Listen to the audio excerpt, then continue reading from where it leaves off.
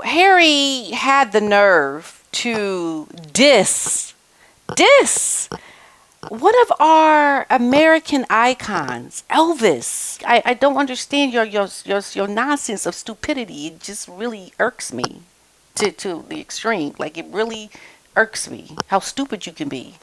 Elvis, can you imagine? Like, what is he thinking? Just the people alone that are huge fans of Elvis, like the really, really loyal fans of Elvis, should be, they just have to be beside themselves upset. So what is it that happened? Well, in his book Spare, Harry, he recounts a visit to Graceland, Elvis's Tennessee estate, while he was in America. He decided that he was going to take a little visit over to Graceland and check it out. And he writes in his book Spare that people called it a castle, a mansion, or a palace, but it reminded him as a Badger City. And he said it felt like it was dark and claustrophobic. And he went on to say that he could not believe that the king lived there. He said, really? Like, he was in disbelief that Elvis Presley lived in this home that did not seem very appealing to him. And, you have to think about the mindset of a person that says that. First of all, it's a state that was built back in the 60s, 70s. So it's going to already be decorated from that time frame. And the interesting thing about the estate where Elvis lived, it is the exact same as it was when he died. From the moment he died, that place over at Graceland has never changed. And that's what it's like today. And he can't understand that Elvis had a personality. He was one of the, if not the biggest superstar of that time. And he was very eclectic. He had an extreme personality about himself. And he was also very much like a family type man.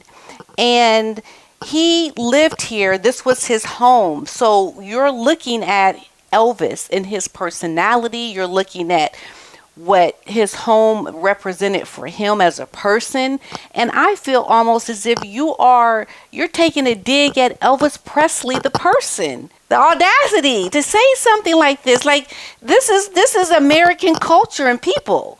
And you're taking a dig at somebody who is, first of all, dead, who was so beloved by the American people. It's like there's no respect for, oh, that was his style, or that's what he liked. To go and make this very negative connotation about the living arrangements of this icon shows how narrow-minded you are. It shows you don't have an expansion of thought.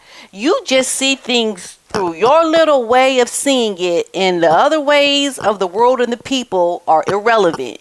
It's like you can't see things from a different perspective, because he and his wife, they only think about themselves and their own needs and, what's best for them and what they would do. And this is why when I go to this place where Elvis lived, it's gaudy, it's hideous, it's disgusting. It's because they're looking at it through their own eye. Why not try to expand in your mind and look at it from someone like an Elvis who had a bigger, larger than life personality, who was beloved by so many that you would even have to stoop so low to even write this, put it in a book, someone proofread it, you read it over and over again, you didn't think that you were being offensive, you really sat and wrote this so narrow-minded thought that you think this is going to help people get to know you better. No, it's going to get people to see what an idiot and a moron you are.